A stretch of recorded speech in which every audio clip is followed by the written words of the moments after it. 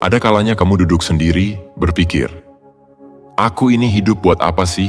Rajin iya, capek iya, tapi kok kosong ya? Mungkin karena kamu belum menemukan arah. Mungkin karena kamu hidup untuk ekspektasi, bukan makna. Mungkin karena kamu kejar validasi, bukan kesadaran. Dan bisa jadi, disiplin yang kamu butuhkan bukan soal rutinitas baru, tapi kejujuran yang selama ini kamu hindari.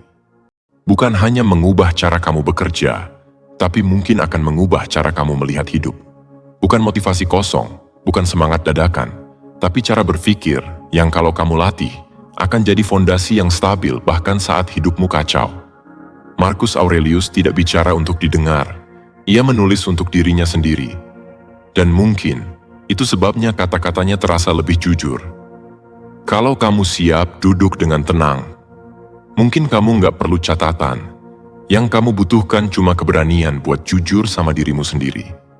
Dan, kalau kamu rasa video ini akan membuatmu berpikir sedikit lebih dalam dari biasanya, jangan lupa berlangganan dan tonton sampai akhir.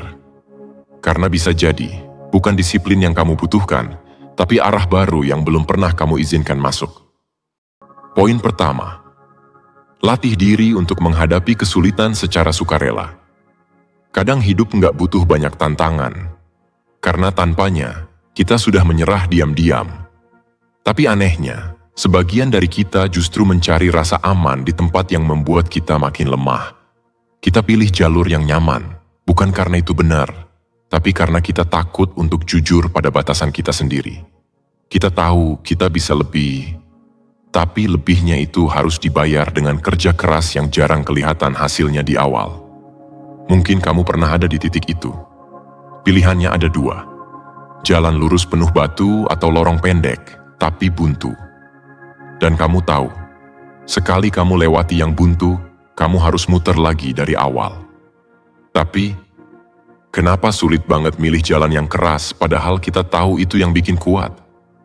Bisa jadi, karena kita tumbuh di lingkungan yang bilang, yang penting hidup tenang. Tapi lupa kasih tahu. Ketenangan tanpa kekuatan itu rapuh. Karena di luar sana, hidup jarang memberi waktu untuk siap. Lalu, ketika tantangan datang, entah itu kegagalan, kehilangan, atau hanya hal-hal kecil yang bikin frustasi, kita goyah. Kita pikir kita nggak kuat, padahal kita cuma belum pernah benar-benar latih diri. Seperti yang pernah ditulis Marcus Aurelius, latih dirimu dalam hal-hal kecil, supaya saat hal besar datang, kamu nggak panik. Dan ini bukan soal jadi orang keras kepala. Ini soal punya ketangguhan. Beda tipis, tapi dampaknya jauh. Kita sering berharap hidup akan lunak pada kita. Tapi, gimana kalau hidup memang tidak pernah berniat begitu dari awal? Pernah nggak kamu merasa stuck, tapi bukan karena kamu berhenti, melainkan karena kamu nggak pernah mulai jalan yang sebenarnya? Kadang kita terlalu pintar dalam beralasan, dan terlalu takut menghadapi rasa sakit yang sebenarnya cuma datang sebentar, tapi manfaatnya bertahan lama. Itu kenapa menghadapi kesulitan secara sukarela bukan soal cari masalah, tapi soal kesiapan. Soal bangun pagi saat belum ada yang minta.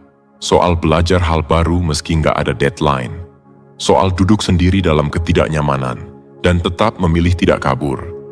Banyak yang bilang sekarang eranya kerja cerdas, bukan kerja keras. Tapi siapa yang bisa kerja cerdas kalau belum pernah kerja keras dan belajar di dalamnya? Kerja keras itu bukan gaya hidup, tapi satu fase penting yang membentuk cara berpikir, cara bertahan, dan cara menyikapi apa yang datang dari luar. Toh kalau dipikir lagi, kamu juga tahu, hasil paling nikmat itu bukan yang datang cepat, tapi yang datang setelah kamu berkali-kali nyaris nyerah tapi tetap jalan. Dan mungkin, kamu pernah lihat orang yang jatuh di tengah jalan, lalu kamu bersyukur kamu nggak ikut. Tapi di saat yang sama, kamu ngerasa ketinggalan. Kenapa? Karena diam-diam kamu tahu, kamu nggak benar-benar jalan kemana-mana. Tantangan nggak selalu harus kamu cari-cari. Tapi ketika datang, dan kamu memilih untuk hadapi, itu bukan kekalahan. Itu bagian dari disiplin. Dan disiplin itu, seperti yang diajarkan dalam stoikisme, bukan soal mengubah dunia, tapi soal tidak dikalahkan oleh dunia. Kamu bisa saja cari aman terus, tapi lama-lama kamu sadar, rasa aman itu bukan rasa puas. Dan kalau kamu terlalu sering hindari kesulitan kecil sekarang, bisa jadi kamu sedang menyiapkan bencana yang lebih besar buat nanti. Jadi, ketika pilihan datang lagi, mudah atau sulit, ingat aja, yang mudah itu seringnya ramai. Tapi yang sulit justru sepi. Dan kadang, dalam kesepian itu, kamu bisa dengar jelas suara hatimu sendiri. Kalau hari ini kamu diberi dua pilihan, satu bikin kamu nyaman sekarang, yang satu bikin kamu kuat selamanya. Kira-kira kamu pilih yang mana? Kalau kamu ragu, mungkin itu tandanya kamu memang sedang diuji. Bukan soal hasil, tapi soal keberanianmu untuk mulai. Poin kedua, latih kemampuan menunda kepuasan. Kadang, hal yang paling susah bukan kerja keras, tapi nunggu. Nunggu sesuatu yang kita tahu layak, tapi nggak sekarang. Kamu tahu rasanya kan? Waktu punya niat kuat untuk tahan diri.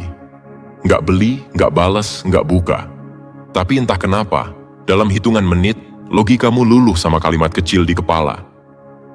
Sekali aja, toh nggak bakal ngaruh banyak. Dan yang terjadi setelahnya, mungkin kamu ngerasa puas sebentar, tapi kemudian muncul rasa yang familiar. Penyesalan yang nggak terlalu besar, tapi cukup bikin kamu diam sebentar. Mikir, kenapa sih tadi gue nggak bisa nahan dikit lagi? Bukan cuman kamu.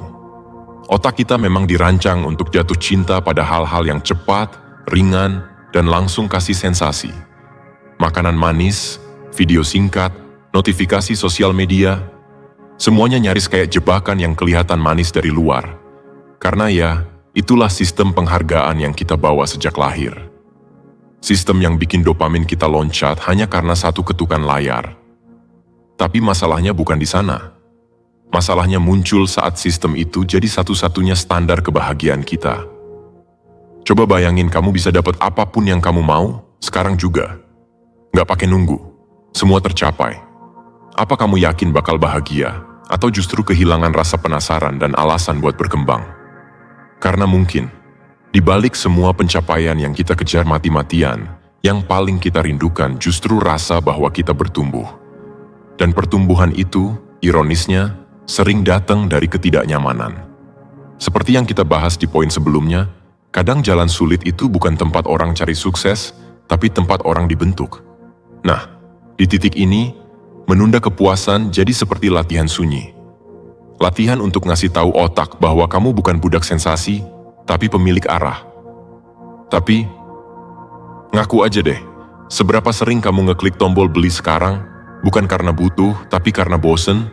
Atau scroll tanpa henti bukan karena kamu pengen cari ilmu, tapi cuma karena kamu pengen ngisi ruang kosong di kepala? Mungkin bukan hasil yang kamu kejar.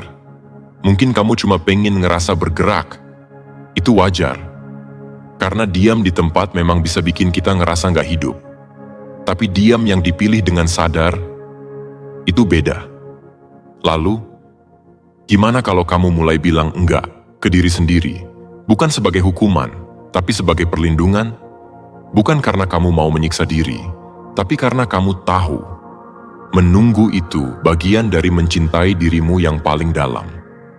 Kalau dipikir lagi, self-love itu bukan soal beliin diri sendiri barang mahal setiap kamu stres, tapi justru soal bilang ke diri sendiri, kita nggak butuh ini sekarang, kita bisa tahan, karena kita mau sesuatu yang lebih besar, lebih bermakna, dan lebih abadi. Dan kamu nggak harus anti kesenangan, tapi kamu berhak memilih kapan kesenangan itu datang. Dan kalau kamu bisa memilih, kenapa nggak tunggu saat yang lebih layak? Bayangin ini, kamu duduk sendiri di malam hari, buka jurnal, dan nulis, hari ini gue berhasil nolak satu godaan. Kecil? Iya, tapi itulah cara perubahan dimulai. Satu penundaan kecil, yang efeknya bisa berantai. Jadi pertanyaannya sekarang bukan, apa kamu bisa nahan? Tapi, apa kamu siap jadi versi dirimu yang lebih kuat karena kamu memilih untuk nahan? Mungkin nggak semua orang akan ngerti. Bahkan mungkin kamu pun akan mempertanyakan dirimu sendiri di tengah jalan. Tapi ketika nanti kamu ngeliat hasil dari semua penundaan itu berubah jadi hasil nyata, kamu bakal paham bahwa sabar bukan kelemahan, tapi bentuk tertinggi dari kekuasaan atas diri sendiri. Dan mungkin besok pagi kamu bakal tetap pengen scroll. Tapi kali ini, sebelum jari kamu nyentuh layar, kamu sempat mikir sebentar. Dan itu aja, udah langkah besar. Poin ketiga, andalkan diri sendiri. Ada satu momen yang paling sunyi dalam hidup, saat kamu harus berjalan sendiri, tanpa tepuk tangan, tanpa peta, tanpa kepastian. Dan anehnya, justru di situ kita benar-benar tahu seberapa kuat kita berdiri. Kita sering diajarkan bahwa keberhasilan itu harus dirayakan bersama. Tapi tidak pernah diajarkan bagaimana caranya bertahan sendiri ketika semua orang tak paham jalan yang kita pilih. Lalu muncul pertanyaan yang pelan-pelan menyelinap di kepala. Kalau aku gagal nanti, siapa yang akan tetap di sisiku? Tapi sebelum kamu berpikir sejauh itu, coba jujur pada diri sendiri dulu. Seberapa sering kamu benar-benar membela pilihanmu? Bahkan ketika kamu sendiri belum sepenuhnya percaya pada kemampuanmu? Sebagian dari kita tumbuh dalam lingkungan yang mengagungkan harmoni, di mana diam itu lebih aman dan setuju dianggap sopan. Tapi harmoni yang dibeli dari penyangkalan diri sendiri, biasanya dibayar mahal nanti. Di dalam kepala muncul rasa resah yang tak selesai, karena kamu tahu kamu sedang jadi versi palsu dari dirimu sendiri. Marcus Aurelius pernah menulis bahwa kekuatan sejati datang dari pengendalian atas pikiran sendiri, bukan dari dunia luar. Dan kalau kamu pernah merasa kesepian saat mengambil keputusan besar, bisa jadi itu bukan kesepian, tapi kebebasan. Karena memang begitulah bentuknya saat kamu belajar berdiri di atas kaki sendiri. Pernah nggak kamu merasa butuh orang lain percaya dulu, baru kamu berani melangkah? Lalu ketika dukungan itu nggak datang, kamu mulai ragu. Padahal mungkin kamu sendiri belum sepenuhnya hadir buat dirimu sendiri. Itu bukan salahmu.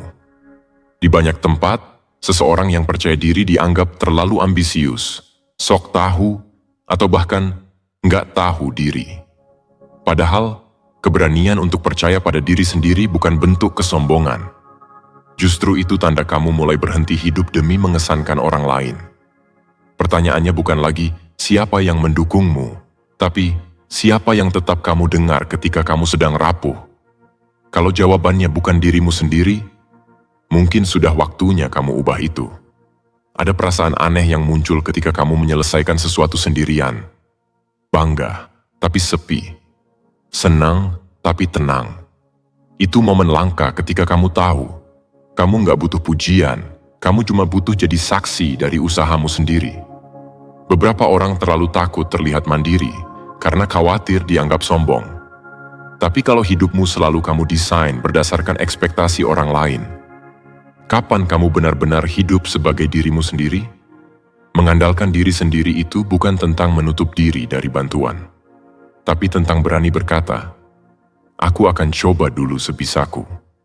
Dan kalau nanti butuh tangan lain, kamu tahu, itu bukan karena kamu lemah, tapi karena kamu sudah berdiri sejauh ini sendiri. Ada orang yang tidak berani mengunggah prestasinya karena takut terlihat nggak laku. Tapi kamu tidak sedang jualan validasi. Kamu sedang bertumbuh.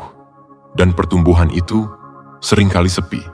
Salah satu ujian kejujuran terbesar adalah saat kamu berhasil tanpa sorotan.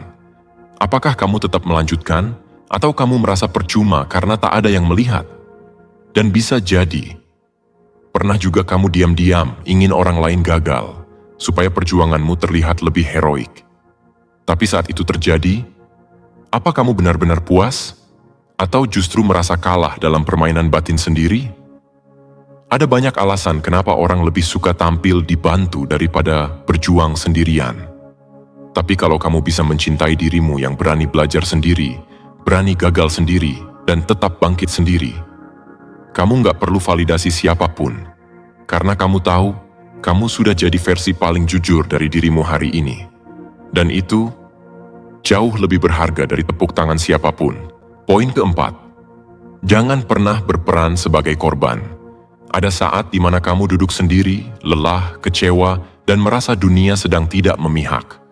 Semua terlihat berjalan salah, dan mungkin bagian dari dirimu mulai percaya bahwa kamu memang sedang jadi korban dari sesuatu yang lebih besar darimu. Tapi coba bayangkan ini, Kamu sedang berdiri di pinggir jalan yang sepi, tak ada yang melihat. Kamu bisa duduk di situ, menyalahkan cuaca, kendaraan yang tidak lewat, atau kamu bisa mulai berjalan pelan-pelan, meski tanpa arah yang jelas. Nah, titik kritisnya ada di sana, di keputusanmu untuk berhenti menyalahkan dan mulai bergerak meski belum tahu ujungnya di mana. Kita semua pernah jatuh ke pola pikir, kenapa aku yang kena? Logos, kenapa aku terus yang harus berjuang? Dan kadang, tanpa sadar, kita mulai menikmati perhatian dari rasa sakit itu.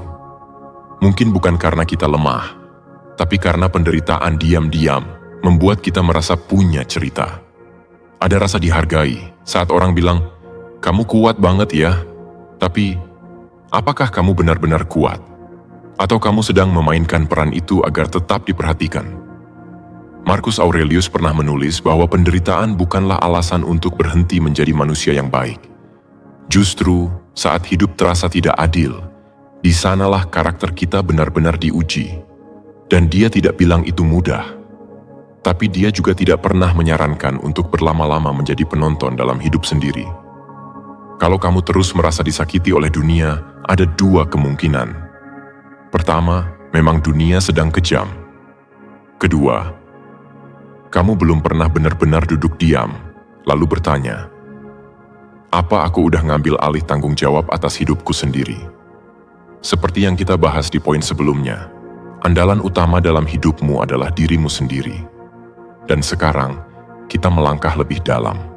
Bukan cuma andal, tapi juga berani jujur. Bahwa mungkin kamu pernah bersembunyi di balik luka, bukan karena tidak bisa sembuh, tapi karena takut kembali bersaing dalam dunia yang penuh tuntutan. Peran sebagai korban memang menawarkan kenyamanan semu. Kamu tidak perlu bertanggung jawab, tidak perlu gagal 2 kali, dan tidak perlu menghadapi kecewa dari harapan baru. Tapi kamu juga tidak akan pernah tumbuh. Kamu akan tetap jadi penonton dalam cerita orang lain. Kamu tahu bahwa mengeluh itu melegakan. Tapi kamu juga tahu, tidak ada satupun masalah yang selesai hanya dengan keluhan. Dan lebih parahnya lagi, terlalu sering mengeluh bisa jadi semacam candu. Kamu mulai percaya bahwa cerita sedihmu adalah satu-satunya identitasmu yang berharga. Ada hal yang lebih dalam dari sekadar pengakuan bahwa kamu lelah, yaitu keberanian untuk berkata, "Ya, ini memang salahku, tapi aku nggak akan selamanya jadi orang yang sama." Dan di titik itu, kamu bukan lagi korban. Kamu mulai jadi penulis dari ulang ceritamu sendiri. Bayangkan kalau suatu hari, semua orang berhenti peduli pada keluhanmu. Kamu nggak punya tempat buat curhat, nggak ada yang bertanya, "Kamu kenapa?" Kamu cuma punya dirimu sendiri. Masih mau terus pakai peran lama? Atau mulai ganti naskah? Kamu nggak harus kuat setiap saat. Tapi kamu juga nggak harus membiarkan rasa sakit jadi panggung yang kamu mainkan setiap hari.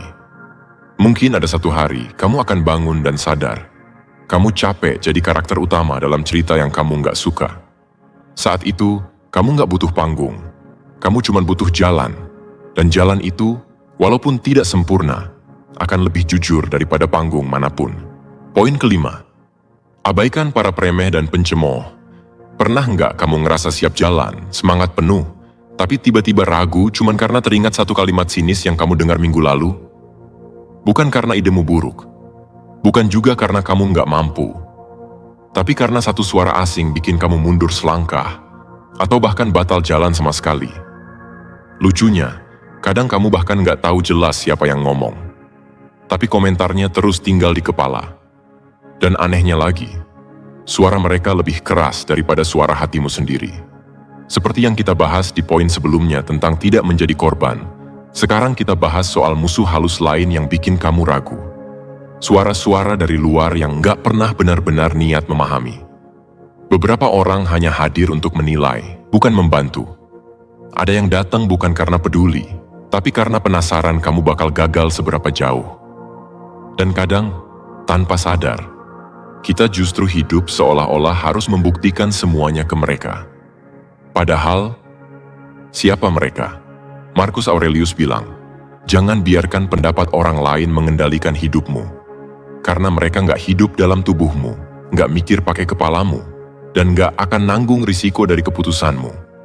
Tapi anehnya, kita sering banget kasih mereka panggung dalam pikiran kita. Coba kamu perhatiin, berapa banyak keputusan penting yang kamu tunda bukan karena kamu belum siap, tapi karena kamu takut diomongin, takut dibilang sok, takut gagal kelihatan, takut nggak dapet tepuk tangan. Padahal, yang kamu hadapi bukan risiko, tapi ego. Dan ego kita sering banget lebih takut dihakimi ketimbang jatuh beneran. Ada istilah yang menarik dari dunia psikologi, negativity bias. Otak manusia memang dirancang untuk lebih sensitif terhadap hal negatif. Jadi wajar kalau satu komentar buruk bisa mengalahkan 10 dukungan. Tapi wajar bukan berarti harus dibenarkan. Kalau kamu terus hidup untuk membuktikan sesuatu ke orang yang bahkan gak peduli, sebenarnya kamu sedang memperpanjang lingkaran racun yang kamu buat sendiri. Dan bisa jadi, kamu gak butuh pembuktian. Kamu cuma belum cukup percaya sama nilai-nilai yang kamu bawa sendiri. Orang yang meremehkanmu kadang bukan karena mereka tahu lebih baik, tapi karena mereka takut kalau kamu berhasil, mereka harus mulai bercermin. Dan kamu juga jangan buru-buru bangga kalau mereka suatu saat ngaku salah. Kalau kamu sukses, bukan mereka yang rugi, tapi kamu yang rugi kalau kamu jalan sejauh itu hanya demi dapat validasi dari mereka. Sekarang bayangin, kamu punya satu ide besar, satu hal yang bisa mengubah arah hidupmu. Tapi sebelum mulai, kamu harus siap dicemooh, diragukan, bahkan ditertawakan. Masih mau lanjut? Kalau jawabanmu iya, berarti kamu udah selangkah lebih dewasa dari rasa ingin dibenarkan. Tapi kalau kamu masih nunggu semua orang ngerti dulu, kamu mungkin akan tinggal di tempat yang sama. Cukup lama. Dan seandainya suatu hari kamu beneran berhasil, lalu orang-orang yang dulu ngeremehinmu datang kasih selamat, senyum aja. Bukan karena kamu akhirnya menang, tapi karena kamu udah nggak perlu lagi pembuktian itu. Kemenangan sejati bukan saat kamu dipuji, tapi saat kamu nggak butuh pujian itu lagi. Jadi pertanyaannya sekarang bukan, apa kata mereka? Tapi, kamu masih mau dengar suara mereka? Atau kamu mau mulai dengerin dirimu sendiri? Poin ke-6. Temukan orang bijak untuk dijadikan teladan. Pernah nggak kamu menyadari bahwa banyak dari keputusanmu, sikapmu, bahkan ambisimu sebenarnya dipengaruhi oleh seseorang yang nggak pernah kamu kenal secara pribadi? Bukan ayah, bukan guru, bukan sahabat, tapi figur yang kamu lihat di layar, di media sosial, di panggung-panggung besar. Lalu kamu menelan arah hidup mereka mentah-mentah hanya karena mereka terlihat berhasil. Kita hidup di zaman yang begitu bising. Suara yang paling keras, paling sering muncul, dan paling menjual.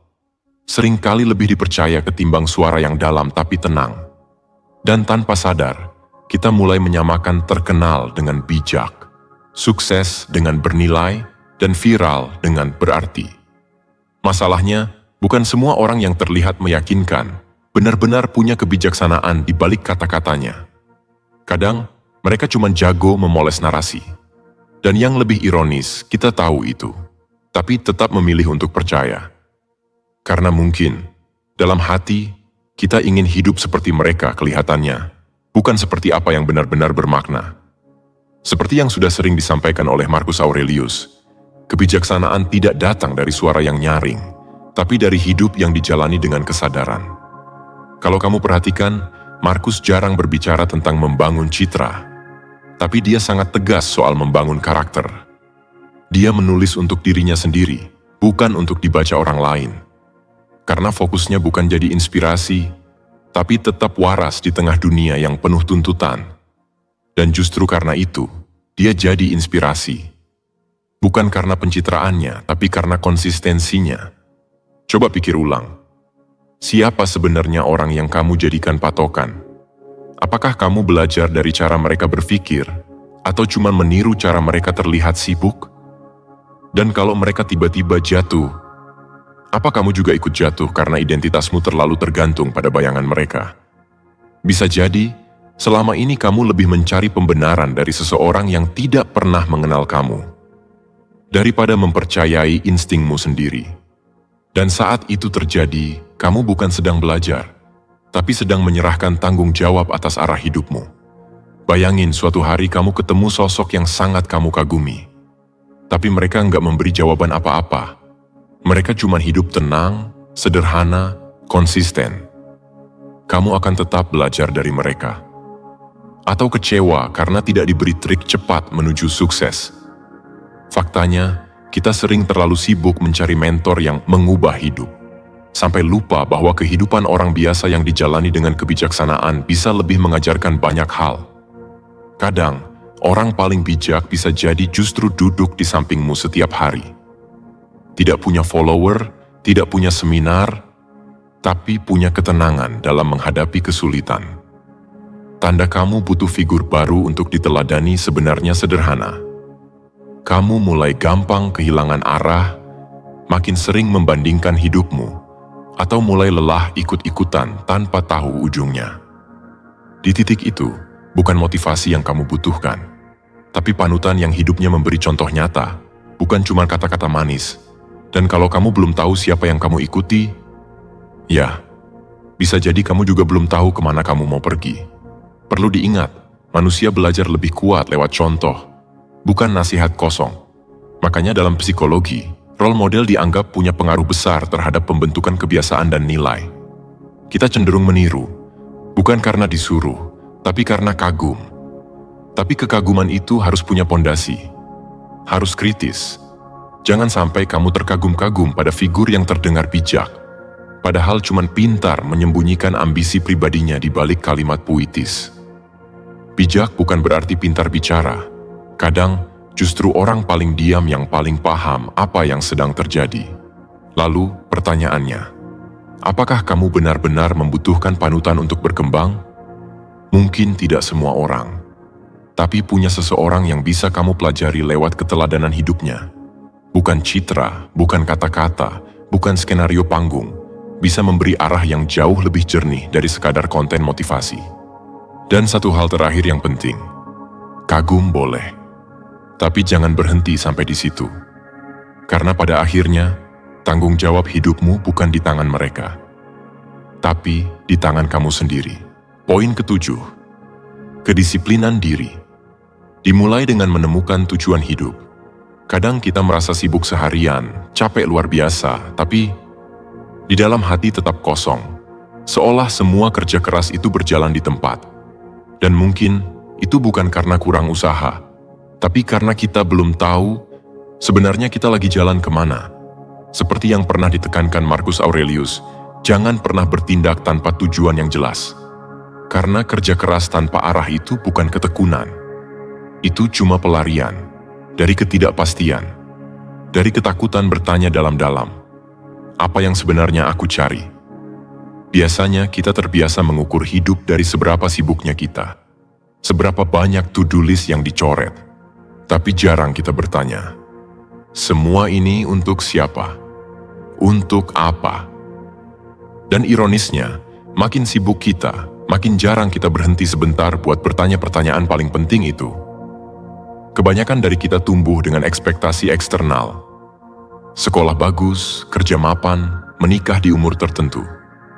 Tapi, pernahkah kamu merasa semua pencapaian itu terasa datar?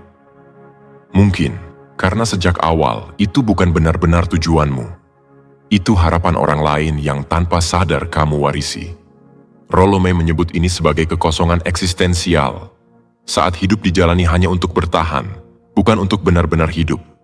Kita berpura-pura sibuk, berharap rasa kosong itu tenggelam di tengah hiruk-pikuk aktivitas. Bayangin, kamu bangun besok pagi dan semua orang, semua aturan, semua ekspektasi lenyap. Uang nggak lagi punya arti, jabatan nggak lagi penting, cuman ada kamu dan pilihanmu. Masih maukah kamu mengerjakan hal yang hari ini kamu banggakan?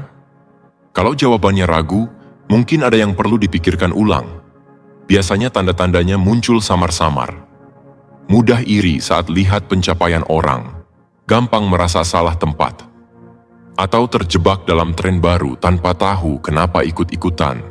Semua itu mungkin sinyal sederhana bahwa ada kekosongan yang belum kamu isi.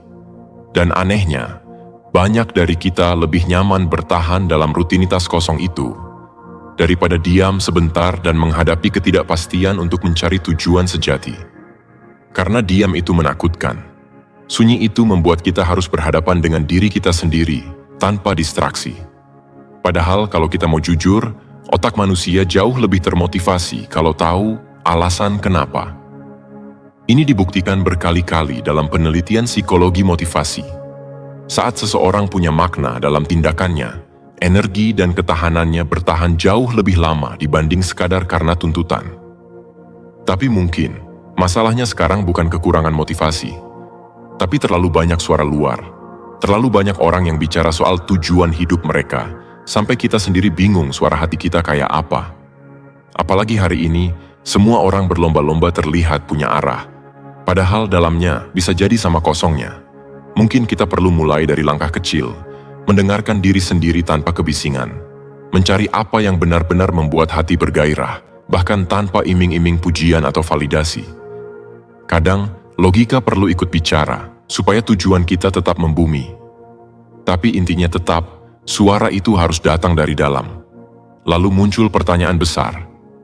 Apakah semua orang harus punya satu tujuan hidup pasti?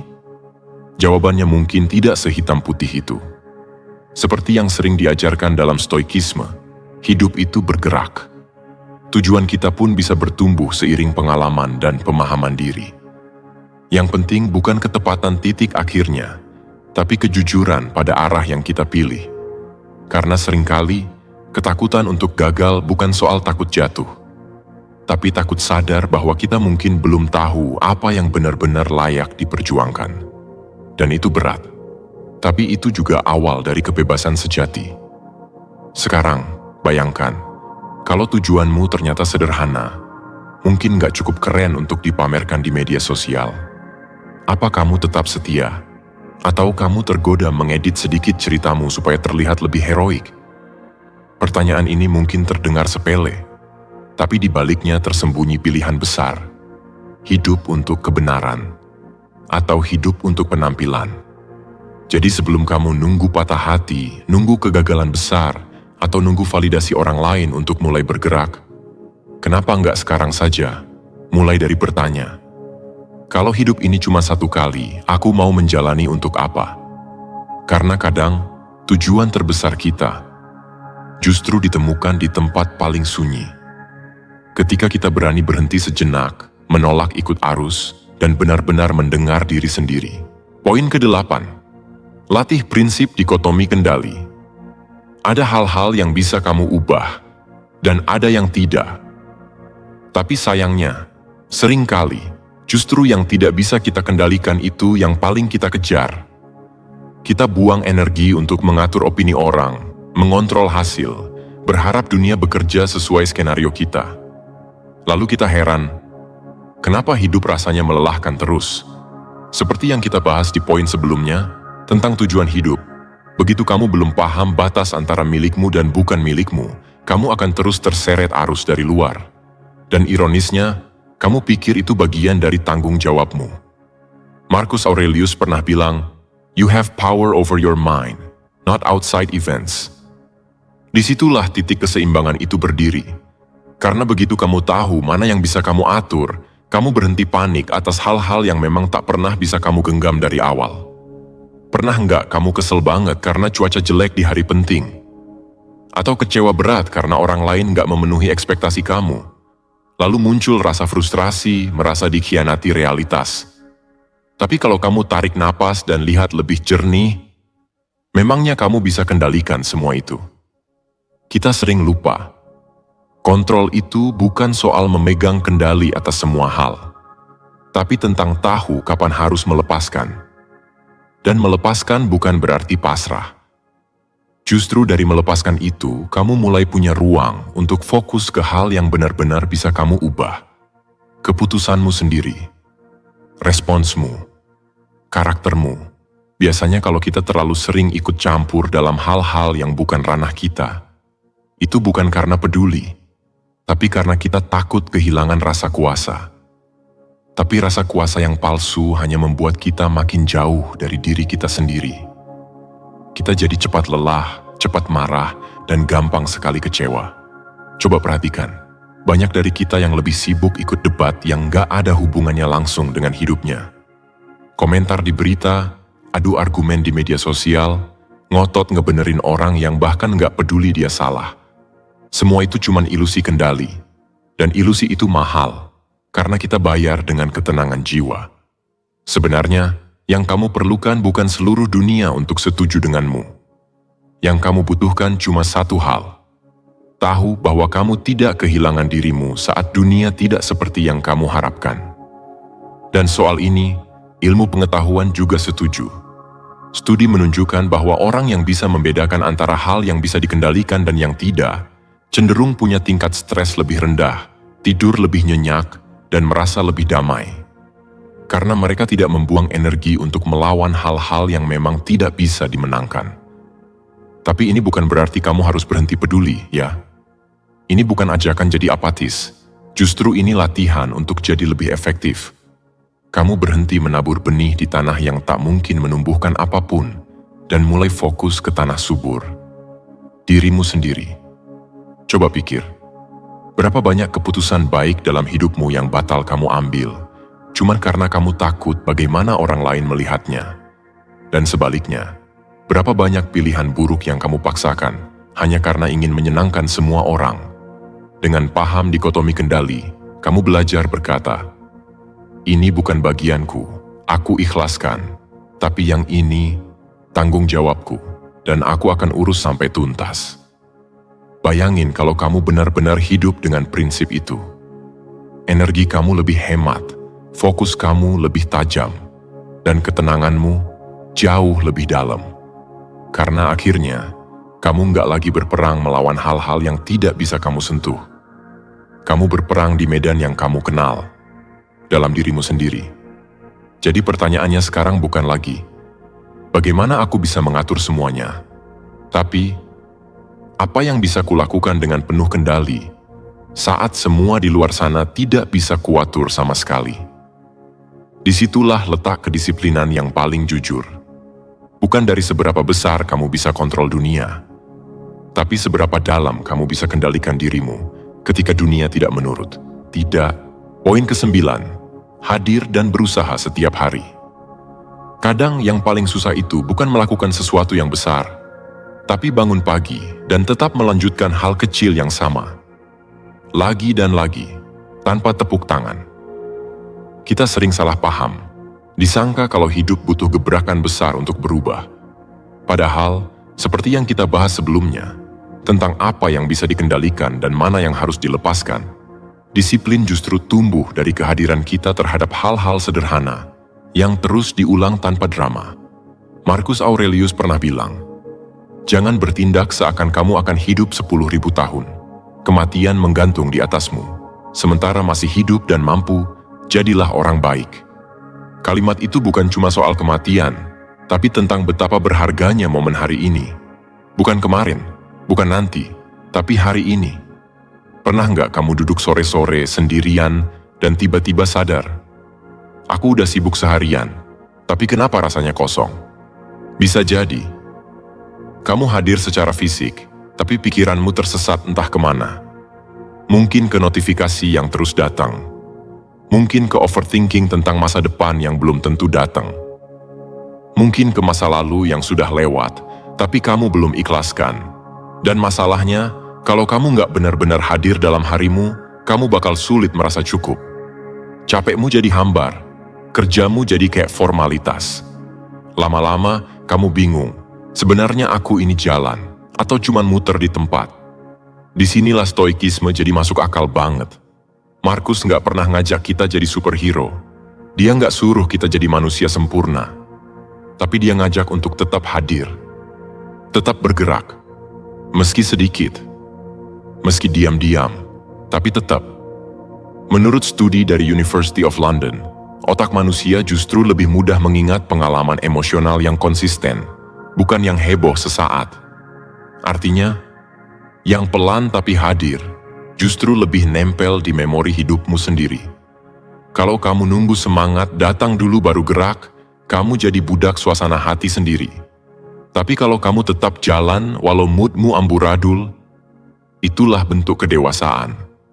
Dan itu yang pelan-pelan membentuk disiplin sejati. Bayangin ini, kamu punya mimpi besar, tapi untuk sampai ke sana, kamu harus ngelakuin satu hal kecil yang membosankan setiap hari selama 5 tahun.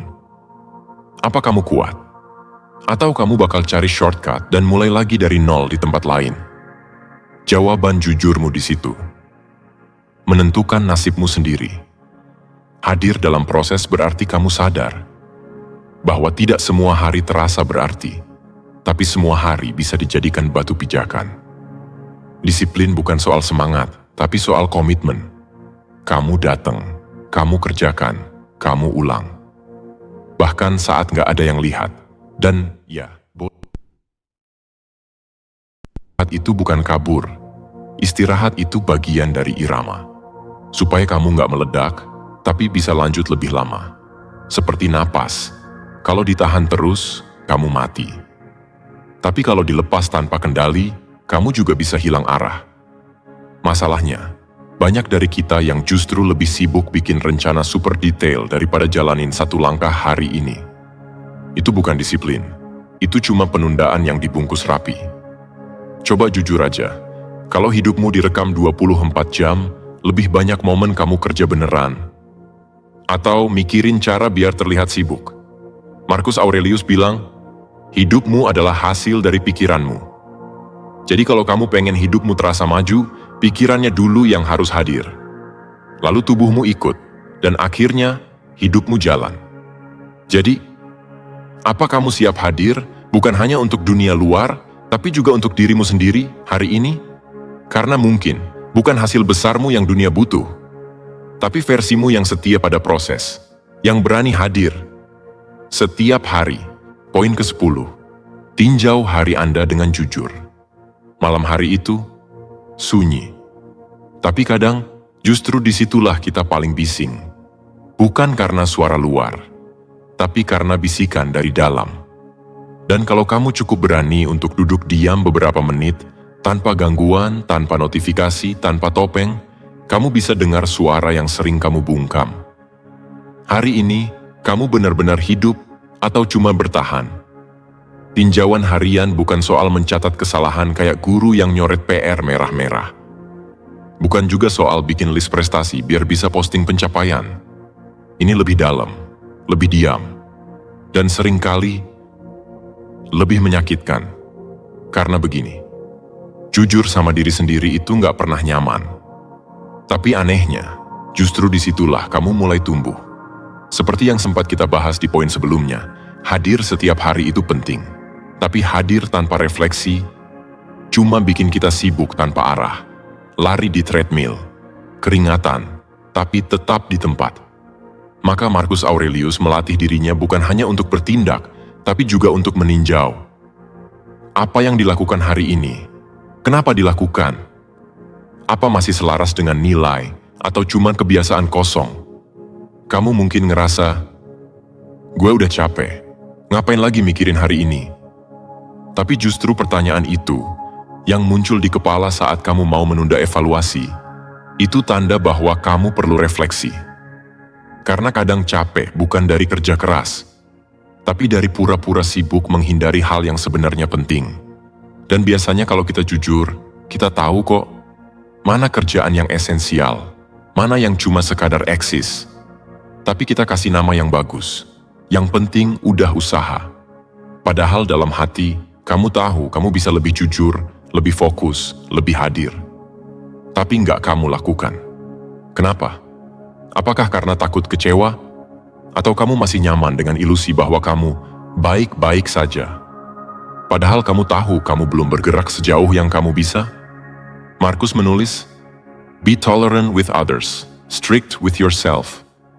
Dan ini bukan ajakan untuk keras kepala, tapi untuk adil pada diri sendiri. Supaya kamu nggak mentoleransi kebiasaan yang diam-diam bikin kamu stuck. Coba bayangin, kalau setiap malam kamu harus lapor ke Marcus Aurelius, duduk dan bilang, "Hari ini yang aku lakukan." Tanpa drama, tanpa alasan. Apa kamu bakal tenang atau gelisah? Karena yang benar-benar kita takuti itu bukan penilaian orang lain, tapi penilaian kita sendiri saat tidak ada yang bisa dibohongi. Dan yang menarik, refleksi harian nggak harus nulis panjang, nggak harus meditasi berjam-jam. Cukup jujur, kamu bisa tanya ke diri sendiri, apa yang aku lakukan hari ini yang mendekatkanku pada tujuanku? Apa yang aku lakukan hari ini yang aku tahu sebenarnya nggak perlu? Apa yang aku hindari? Dan kenapa? Pertanyaan-pertanyaan kayak gini kecil, tapi efeknya dalam. Karena dia menyeret kita kembali ke realitas. Bukan untuk menyalahkan, tapi untuk melihat. Dan kalau kamu konsisten melakukannya, kamu mulai bisa mengenali pola. Alasan yang kamu ulang, kesalahan yang terus kamu bela, kebiasaan yang kamu sembunyikan di balik kesibukan. Disitulah refleksi harian berubah jadi cermin. Bukan cermin untuk gaya-gayaan, tapi untuk mengenali bentuk utuh dari diri sendiri yang sedang mencoba. Jadi, sebelum tidur malam ini, jangan buru-buru matiin lampu. Jangan buru-buru buka scroll terakhir. Diam sebentar. Tanya, apa hari ini aku benar-benar hidup? Atau aku cuma melewati waktu?